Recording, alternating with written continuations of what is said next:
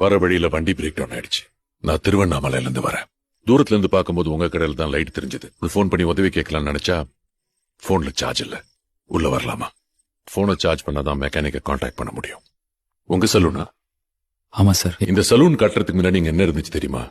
ஒரு பெரிய அரச மரம், ஆயிரக்கணக்கான கிளிகள் தங்கி இருந்துச்சு. வரும்போதெல்லாம் வண்டியை நிறுத்தி கிளிகளுக்கு தீனி போட்டு தான் போவேன். இப்ப வந்து பார்த்தா எல்லாமே மாறி இருக்கு. போன் சார்ஜர் இருக்குமா சார்? இந்த ஐபோன் சார். பக்கத்துல ஒரு மெக்கானிக் தெரியும். இஃப் யூ டோன்ட் மைண்ட் என்ன டிராப் பண்றீங்களா? அந்த லெஃப்ட்ல போ. இங்க நிறுத்திக்க. இந்த இடத்துல எப்படி சார் இவ்வளவு கூட்டம்?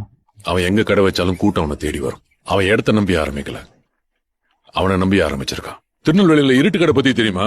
கரண்டே இல்லாம இருட்டுல ஆரம்பிச்சது. சரி, இருட்டு கடை கோயில் எங்க இருக்குன்னு கேட்டா இருட்டு கடைக்கு எதிர்க்க இருக்குன்னு சொல்லுவாங்க. ஒருத்தன் நினைச்சா தன் திறமையால ஒரு லேண்ட்மார்க்கே மாத்த முடியும்ன்றதுக்கு அது உதாரணம். எப்படி இருக்கு? சூப்பரா இருக்கு. இதான் ஏன் இவ்வளவு கூட்டம் வருதுன்னு. ஒரு பொருள் அங்க மட்டும்தான் கிடைக்கும்னா அது எங்க இருந்தாலும் கூட்டம் தானா தேடி வரும். பூவை தேடிதான் எப்பவும் வண்டு வரும். வண்டை தேடி பூ போவாது.